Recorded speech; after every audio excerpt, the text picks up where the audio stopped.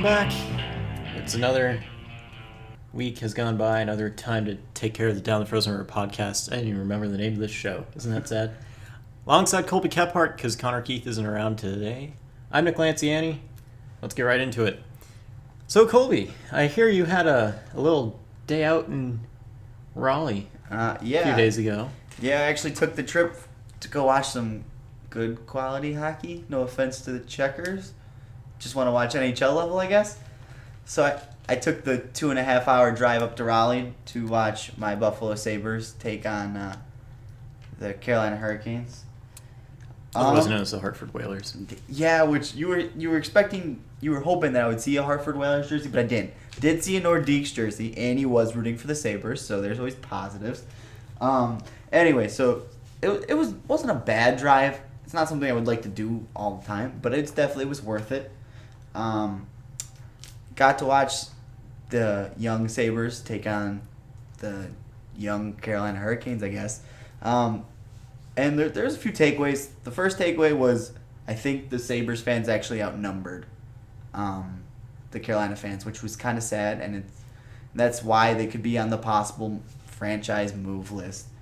Also, big shout out to Displaced Sabres fans. We organized a great big picture of the Sabres fans there at the game. Me and the person I was with were part of it, and it was a really great opportunity. A few Carolina fans weren't too happy that we were taking up the whole hall section, but fun stuff. Sabres took the old early lead. Carlo Koliakovo. It was good to watch him actually score. I wonder how he's still playing in the league, like most people are. Well, that's a bit of a low blow. Well, it is, and it's surprising that he has a home, but I like his style of play, and I mean he's not getting paid much, so I wouldn't mind him staying around, but I still think a young kid's gonna come take his spot. I mean, he is worth more than a bag of pucks. So. Yeah. Well, I'm not arguing that. Maybe a 7th-round pick. But that might be a stretch. He's losing his step, and you can see it in his play.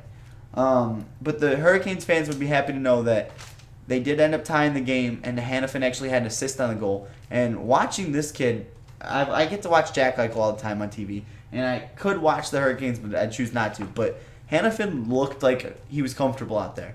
There was a few mistakes, but you expect that from a rookie defenseman. But he was moving the puck, and he's jumped up in the tackle a few times, and that's what I like to see.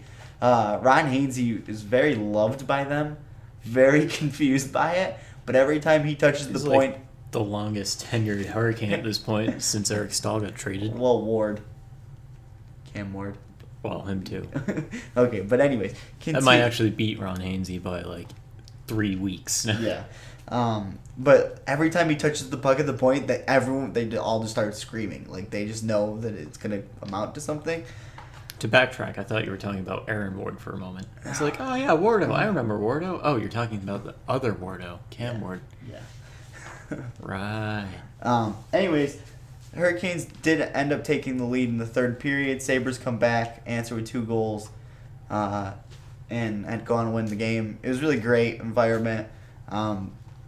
We were going into it working with Connor, and we found out that the Carolina Hurricane fans actually hate Sabres fans, and was very unsure why, and I learned it's because we are louder than them.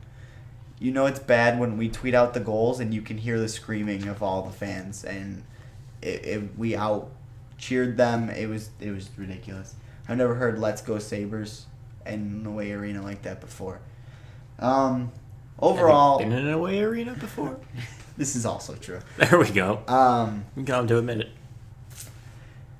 Going forward, I think both these teams are in a great position. They had a lot of young defensemen on the Carolina team, and they didn't play bad.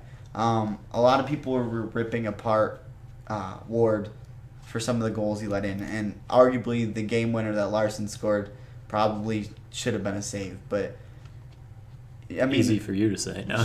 Well, I mean, it's Cam Ward, and his numbers aren't that stellar, so a lot of people were ripping him apart for that.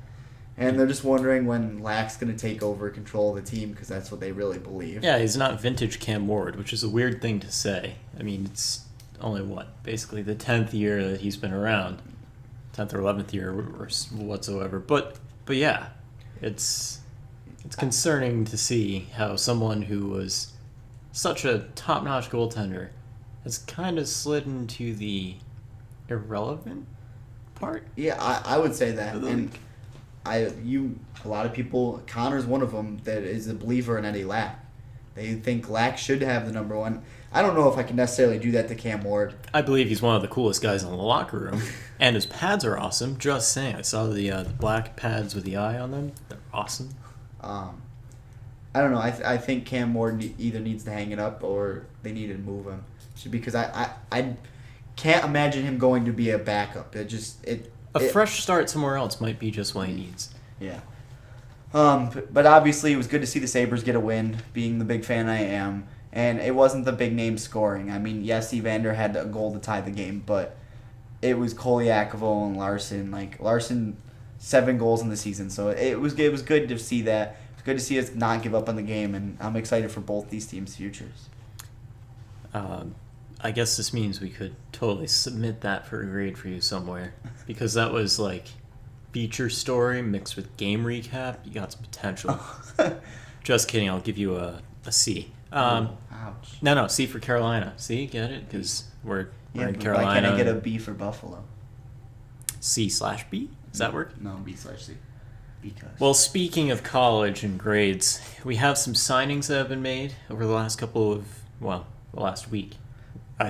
Looking at the sheet in front of me, I wrote down only the names within the last week that either signed an extension or signed entry-level deals or were unrestricted free agents and signed, period.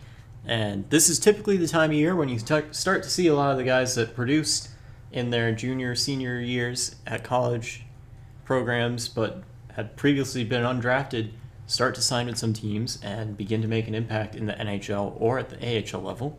I know Colby over here is particularly intrigued to find out about Hudson Fasching's future with the Sabres. Definitely. This is the first trade Tim Murray made, and this is who he went out and got.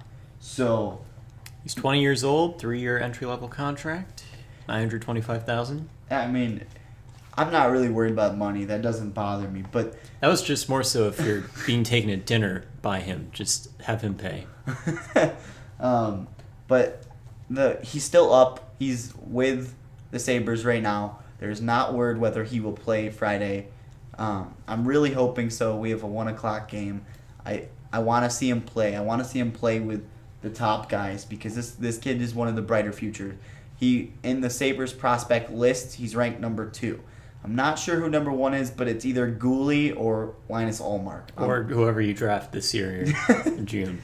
Yeah, well, Quite possibly. Yeah, it could. If you land the Austin Matthews pick, I mean, some guys might get bumped around. Yeah, that's kind of heavy to me, but I'm excited for him. But I love this time of year because I'm loving to see these kids get contract. The kids that aren't, they're not going to play in the Frozen Four, which it's sad to see their college career come to an end. But I love watching teams sign these young talent and see like which. This is where teams decide, does he have a future with us or does he not? And I'm glad to see, at least Tim Murray, making a move. And soon as they were done, he did it with both Kasdorf, who signed about 2 weeks ago, and now he did it with Fasching. Is just get these contracts done, get them out here, and get them working with us.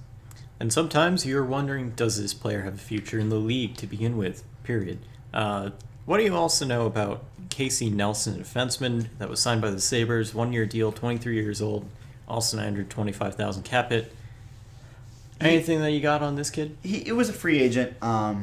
He went undrafted, and he chalks it up to he had a horrible freshman year. His numbers were not there. And in both quotes that he has said about himself and what Bilesma said, he's a late bloomer. He's probably someone who probably won't reach their prime until they're like 27, as bad as that sounds. Well, I mean, to me, that's a prime for a defenseman or any player to begin with. But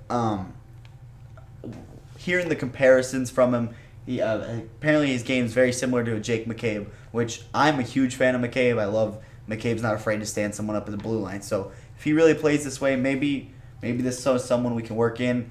Like I said, there's only a few games left here, so maybe he can catch a game, rest Kolyakovo for a night, Just let's face it, he's got a 1 year. Kolyakov is done at the end of this year with a possible chance of re-signing him. But let's get this kid some experience, and then let's find out if he needs to go down to the Amherst, which could be making a playoff push as they came back from a 6-5 win last night. This is normally a point in time where Connor would probably make his first comment in the podcast, so we'll give him a second if he were here to have said something. Moment of silence. And moving on. I had to do that since he's not here, so we can make fun of him all we want. Ha ha ha. Anyway, a couple of contract extensions before we get back to some of the college kids that signed. The Dallas Stars reached an extension with their defenseman Stephen Johns, a 2-year deal. If I'm reading my notes right. Yeah. Okay, good. I believe that's correct. And $800,000 cap hit, 23 years old. He was playing on the team, playing with the Stars not too long ago. I think I saw he scored a goal. I don't want to bank on it, but I mean, if this is his bridge deal, then the Stars are kind of making out quite well on it. He was a big piece in one of the trades with the Blackhawks in the offseason. So we'll see where it Patrick goes. Sharp or Johnny Oduya trade? I can't remember at this point, which is Well, bad. 'cause Johnny Oduya normally I was a remember sign. these things. Johnny Oduya was a signing, so it would have been the Sharp Yeah, trade. but it felt like a trade. Anyway, ultimately. Because then Trevor Daley somehow he ended up with Chicago, and that it was a still trade felt for like a Sharp. trade. Yeah. See, I mean, it's like, okay, you got one defenseman, the other defenseman. Either way, it'd be interesting to see where he's gonna fit. I mean, like I said, he already has some NHL experience, so maybe it could be a piece they move if they wanted to. But I think they're gonna hold on to him. I think they like him. Detroit also re-signed Eric Tangradi to a 2-year extension. I guess it's not really re-signing someone, but hey, it's almost July 1st, right? 27 years old, left winger, $575,000 cap hit. I mean, he's kind of a glue guy, kind of an important guy for the Red Wings. Care to add to that? I don't really know much about the man. I guess he's not really a kid, right? You said 27. Yeah, Yeah, I don't really know much about him. that would be older than you, so yeah. But you gotta imagine that they like him for some reason and they're holding on to him, and it's not a bad deal for him. So maybe he's an AHLer, maybe they're trying to get a playoff push going down there. Now, anyone else from the list in front of me, granted, it's my handwriting, so good luck trying to read it, but anyone else stand out to you? Not really. We got Reese Wilcox signing a 2-year deal with the Philadelphia Flyers, Jordan Paletta signing a 3-year deal with the Columbus Blue Jackets, Teddy Bluejay. Sorry, I don't know how to pronounce it, but it makes me think of Blueberry. With the Pittsburgh Penguins, 2 years. I just gave him a nickname, whether he accepts it or not. Anton Rodin, a 1-year deal with the Vancouver Canucks. Ben Thomas, 3-year deal with Tampa Bay Lightning. Iman McAdam, goaltender, New York Islanders. This is kind of interesting. 3-year deal. Looks like it's an entry-level contract. I think this would be for the purpose of the fact that Halak is out. Right. So this could be trying to get this kid down in the AHL to maybe play back. And it seems, for the longest time, the Islanders were always the same goalies in their system, but now they're starting to get a little revolving door going. And it's good for their competition for their spots, because I think it's been a good thing overall for them and for their organization moving forward to have a bit of freshness, to have a bit of youth, and to see if they can really develop a guy that could... Now, granted, Halak and Grease, they've worked out well together. Yeah. But you could always have someone challenge for one of those few spots, and you don't know, based on the year that Grease has been having, there's a chance he could try to move on in the summer if a team is willing to fork a little more for him and test him out as a starter. I mean, that's a risk you could take, but I think there's better goalies that out there that you'd want to risk for a start. Are you talking James Reimer, who's on fire with San Jose? No, I'm not talking James Reimer. Sorry, James Reimer. But you gotta imagine Grice was leading the league in save percentage for a little bit there. I don't know if he still has the lead. I'm not 100% sure on that, but I mean he's good, but I still don't think he's number one worthy. I think he's been a lot of places, but I still don't think he's ready to be number one. In other news, Calgary also signed a forward. Forgive me, Andrew, whatever your last name is, but I can't read my chicken scratch, and we're just going to move on. Speaking of signings, the KHL is expected to have an expansion team in China within another year or so. Yeah, And I don't understand. There's been this name out there in a little hot water in the Continental Hockey League. Previously, it was in some hot water with the NHL and the New Jersey Devils. And believe it or not, Greg Wyshynski points out, money might be a factor with this deal. Ilya Kovalchuk could very well head over to this team in China and play for them, knowing that his situation with his current KHL organization isn't too hot Well, based on relations. Well, yeah, they benched him half the playoffs. I mean, But he's Ilya Kovalchuk. I mean, I'm just confused on why they're. is he acting like Danny Heatley, the all-star here? I'm just confused why they're putting a team in China. Not really sure about that one, but hey, expand The game hockey. is growing. Yeah, just expand hockey. I'm good with it, but Ilya Kovalchuk is gonna go ruin that team because he's gonna want so much money and. At this point, you have to wonder how much of a locker room presence he really is. And by presence, I mean how much of a detrimental presence might he be if you bring him to any organization. So, Because he's Mr. Moneybags here. Yeah. So would you hope that he never comes back to the NHL? I mean, I probably wouldn't want him on my team if I'm a player. If I'm an owner, and if someone can convince me he will score at least 30 goals, I might take that risk. I don't know. Because if he turns into a next Jaromir Jagr in terms of playing forever, I would want that guy. I don't know. I just don't think I'm taking the risk. I want him back just to ruin the Devils, though. Oh, sorry, Devils. Well then. You the devil in disguise. That's right, you didn't expect me to sing. And that's never going to happen again. Right? Right. Okay. The NCAA Men's Frozen Four tournament begins this weekend. It's not Friday yet, technically. Still have another hour for that. But some of the matchups are, well, going to be a doozy, in my opinion, just based on the history of some of these programs. And some of the other matchups are going to be kind of sad to see some good teams go right off the bat. But you got Quinnipiac taking on RIT. Any predictions there? RIT. So you're going with an upset. RIT. They did it once before? Also true. Also, sorry, Jordan, we didn't get you on for more in-depth analysis on this, but we will probably try that next week when we have more time to schedule things. Yale and UMass Lowell. UMass Lowell just coming off their loss to the Northeastern Huskies. I mean, I still think they're going to beat Yale. That may be a little bit of a stretch here, but I'm not the college expert, so we're just going to go with UMass Lowell. Probably true, but have you seen their goaltender? And I'm talking about Yale. I mean, UMass Lowell probably has good goaltending too. I believe there's a lot of competition in net for some of these star awards in college hockey. Providence, Minnesota, Duluth. Providence with a chance to become the first team to repeat since Denver University went back-to-back champions in 04 and 05. Of course, this is if Providence can beat Minnesota Duluth first and then, continue to carry on the momentum throughout the rest of the tournament. Providence. I'm not surprised. I mean, if you're a Hal Gill fan, he went there. No, we have a prospect, defensive prospect. Even better. Anthony Florentino. Harvard and BC. BC. Sorry, Harvard. Kind of sounds like it's got to be straightforward there.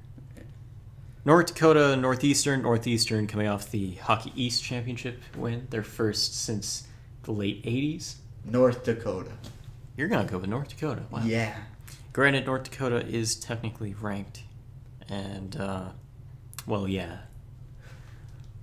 But I'm only going to throw this out there. I think Northeastern will put up a good fight. And if UMass Lowell can advance on the Yale side, Northeastern has a good chance of competing and making it interesting and maybe squeaking out a victory.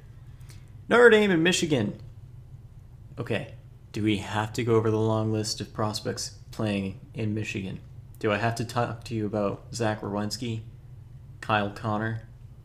Do I have to name more people? I mean, do you want me to continue, Colby? No, I'm good. So we're going to go Michigan? No. You're going to go with Notre Dame. Man. You're going to be that guy. Take that tone. Yeah. St. Cloud State, Ferris State. By the way, St. Cloud State, I'm not appreciating your abbreviations of St. Cloud, and then when you write state, you put ST, so it looks like ST Cloud ST on paper. I don't know why I've just always hated that, but I hate that. So we're going with the other team. Yeah, I might have to go with Ferris just Suck for that. it.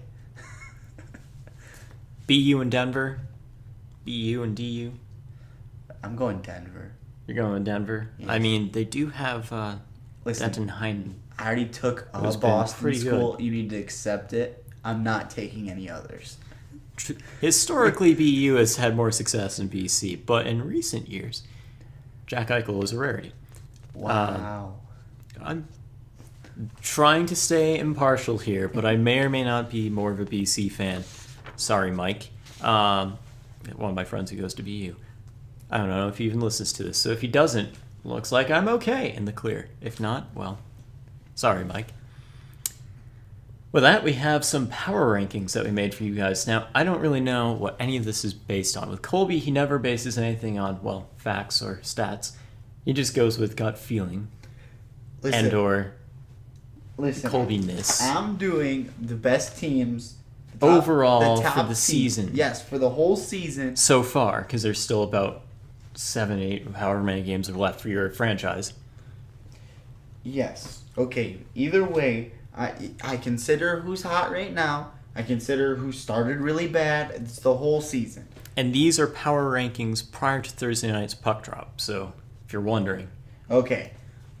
Number one, I think we both can agree, the Washington Capitals. Actually, yeah. I was going to go with the Maple Leafs, but that was a power ranking for something else that maybe we'll You're find doing out. the lottery Maybe system? we'll find that out on April 30th. Yeah. Okay. So Capitals, I mean, clearly crushing everyone. 2, I kind of picked them in the beginning. I figured they would. We're not going to talk about anything else about Washington? No, we're just I moving don't even on. get to say anything about Washington. What would you like to say about Washington? Well, 109 points, Eastern Conference locked up. I mean, Holtby is on fire. Ovi's on fire. You might be thinking they're Alicia Keys All right. because they're on fire. Girl is on fire. I got Colby to sing on a podcast. Nice. Anyway, you were saying number 2. That's all I wanted to do. Number 2, Dallas Stars. I would agree in that I have the Dallas Stars ranked number 2 as well. 97 points on the season. Also second in the league in terms of points. So kind of self-explanatory. All right, moving on. Maybe a little bit of surprise, but I'm going the LA Kings. Would you agree? I mean, we both, without looking at one another's papers when we did this, I wrote down the Los Angeles Kings as number 3 as well. And here's my thought process. They missed the playoffs last year. They were the Stanley Cup champions the year prior. And coming into the season, I don't think anyone expected them to really be in the position that they're in. I think everyone expected, sure, they'll be back in the playoffs based on what they added to their roster in the offseason and how they kind of got out of the gate, which was a little slow, but it was kind of traditional Kings. You know, it just seems like they're a team that could compete at the very least with the Dallas Stars if it comes down to a Western Conference matchup. Yeah, I agree, and I think you always have to consider the Kings in the playoffs. That is why. Yeah. I think they're always going to be a strong team there. Also, they just have their players going. Kopitar's having a great year. Got his extension, so, just always playing well. Yeah, it doesn't seem like from the Kings this year you're hearing much about Quick, but Jonathan Quick has played like Jonathan Quick plays, phenomenally.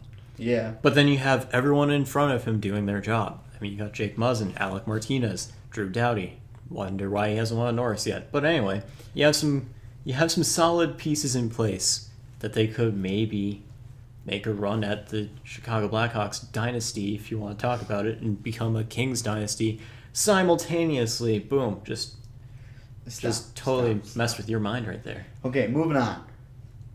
Number 4, I got the Blues. Connor would be so proud of me right now. And he'd be singing the blues when I mentioned that number 4 for me is the Anaheim Ducks.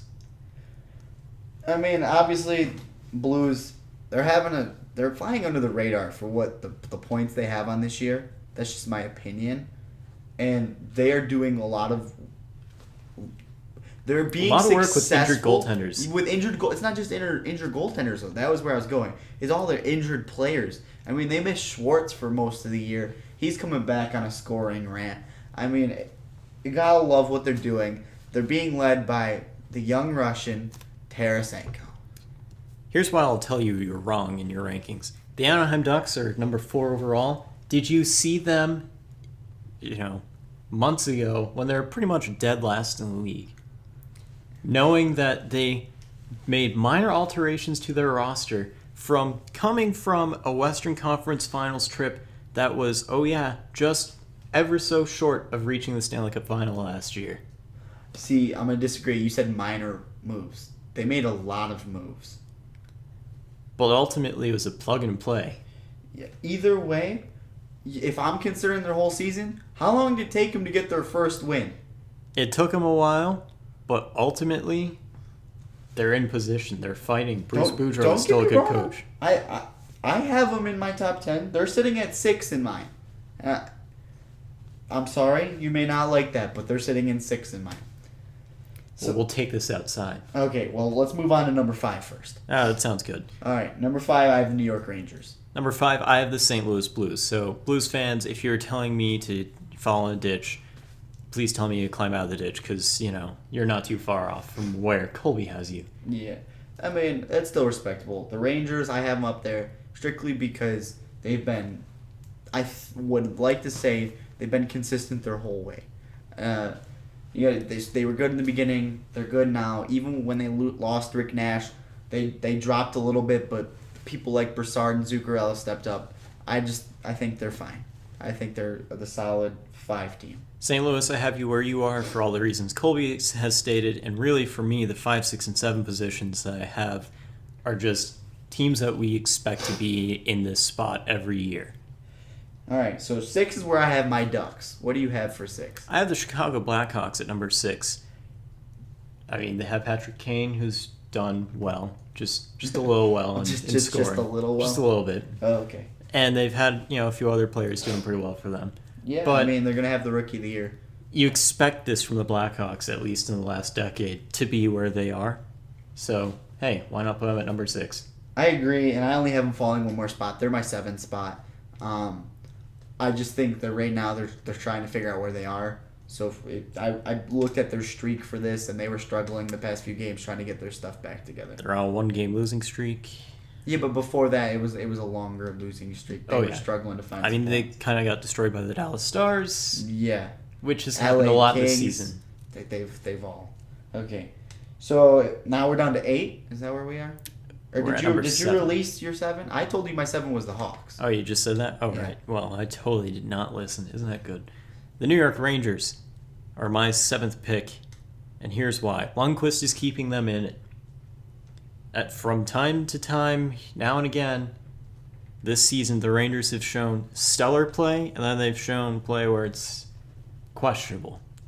But Henrik Lundqvist has kept them on a steady road, which is what you would expect from him. And that's exactly why they're still inside my top 10. Because they're right where you expect them to be. Yep. And it's a shameful in my eyes because this year they're going to make the playoffs, but I don't think you can have hopes of them in a Stanley Cup final. Oh, no, they're not going to make it as far as they made it the last couple of years. Because as far as they made it within the last couple of years has really taken a toll on them. Yeah, they had... At the very least, in the mental aspect of the game, they're going to have a little time off before they get right back into it. They had 2 really good teams, and they fell short, whether it was losing in the finals or losing to Tampa last year, right? And I don't think they added anything that they needed to have added. No. To really put them in position this year, which you can look at one of many ways when you get as far as you get as the New York Rangers the last couple of years in the playoffs. Either you need to add that one little piece, or you just didn't have the dominoes in the right spot, or, maybe you needed to subtract that one guy. Who knows? But the Rangers, to me, every year that you're trying to make a run, you need to add something. All right, so moving on. We go to the 8th seed. I have the Tampa Bay Lightning. Hey, we agree on one. I have the Lightning at number 8 as well.